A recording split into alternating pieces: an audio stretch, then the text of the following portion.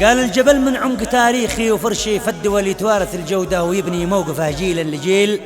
واليوم من أجل البزي والعم باشل الثقل الورسي بها للحمل يبرك بي ورا الخط الطويل،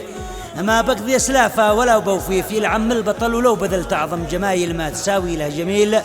وارسم جزل فيه التهاني عاب قهبر وعجمل طاب الفرح لك يا محمد وانت أنيس الأصيل، قنت لكم شمس الكواكب واطرب الفرحة زحل والأرض تتمايل عليها في رب الجو العليل، والضيف بارحب وسهل فوق راسي بهدبل ما بارقه يشعل وما سيله في رضا الله يسيل.